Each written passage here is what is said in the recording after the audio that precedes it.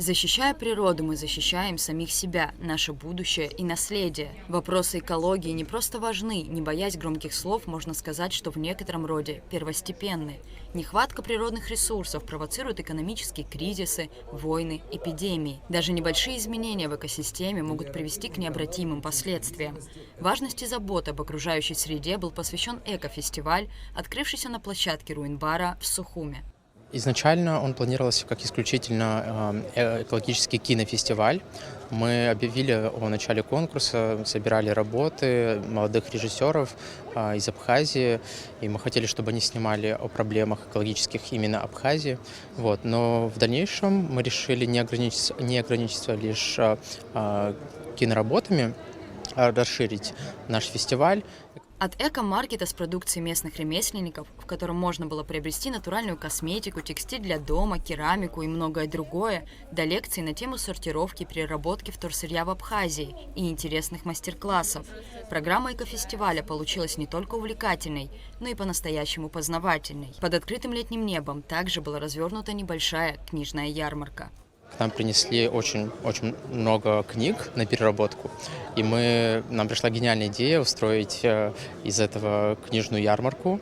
Вот, мы опять же снова объявили сбор книг, кто готов пожертвовать книги, да, вот, и успешно, я считаю, реализовали эту книжную ярмарку, и все средства, собранные на ней, идут на покупку корма для бездомных животных.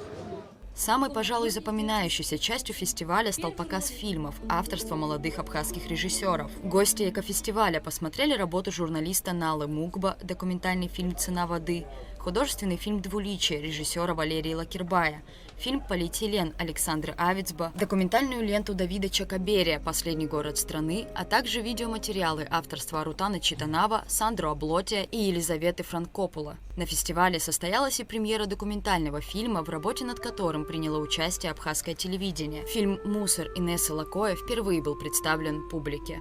Скажу вам откровенно, вначале я испугалась, потому что я совсем не знаю эту тему и никогда не интересовалась. А сложность этих съемок была, конечно, в том, от увиденного, от этих свалок, стихийно возникших. Первая свалка, которую мы увидели, это была свалка в селе Лохадзы. Благо нас туда повез житель Пицунды, он активно участвует против этой свалки. Он хотел бы закрыть эту свалку, неоднократно поднимал эти вопросы, но пока свалка существует. Съемки длились все лето, то есть все 3 месяца мы посвятили этой проблеме. Фильм «Мусор» не первый в списке снятых Инессы Лакоя. Однако, как отмечает автор, данная работа выдалась в некотором роде особенно сложной. Тема экологии, особенно в Абхазии, в действительности не может оставить равнодушным. И я буду рада, если хотя бы один человек задумается. Тогда я буду считать, что мы не зря работали, буду считать, что наша цель достигнута. Экологические проблемы касаются каждого из нас. Как отметила Инесса Лакоя, каждый гражданин, первоочередно гражданин мира, является частью этой проблемы. Цель документального фильма – напомнить о важности охраны природы и окружающей среды. Мусор, да, при всей своей, кажущейся прозаичности вопроса, на самом деле это одна из самых недооцененных и самых опасных угроз для человечества.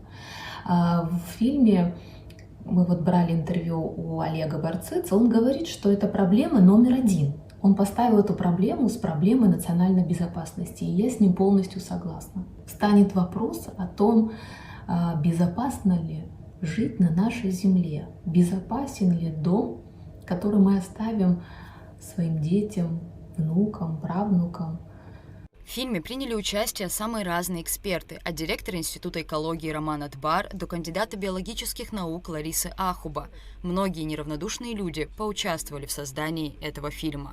Нас никто не финансировал, мы сами своими силами, так как это была все-таки личная инициатива, и хотелось прежде всего принести пользу этим проектам. Но все сложилось при поддержке абхазского телевидения в лице Ирины Агарба и Анны Гуния. Хотела бы поблагодарить монтажера Милену Кварчи, режиссера монтажа Давута Кишмария, за графику Сослана Цвижба, оператора Арина Гухава, аэросъемка Константина Парулова. Отдельную благодарность за музыку. Я благодарю композитора Тимура Агарба за замечательную музыку. И благодаря неравнодушным людям фильм сложился. На презентации фильма автор Инесса Лакоя не присутствовала, и работу публике представила исполнительный продюсер Белла Агарба.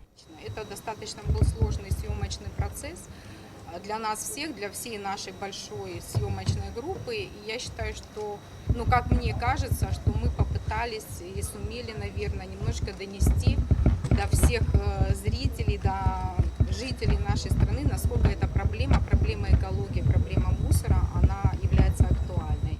После просмотров каждой из картин-участниц гости фестиваля обсуждали поднимаемые в фильмах проблемы, беседовали с авторами и высказывались по актуальным темам экологии в Абхазии. В завершении экофестиваля было проведено награждение участников. Благодаря таким проектам и многим неравнодушным людям простая мысль о важности бережного отношения к природе становится по-настоящему актуальной. Ведь и мы, люди, являемся частью природы и ее циклов. Наше воздействие на хрупкие экосистемы несет последствия для повседневной жизни. Даже маленькие дела могут улучшить состояние природы и нашу жизнь на планете. Это действительно важно помнить. Рада Чачава, Заур Кварча, Абхазское телевидение.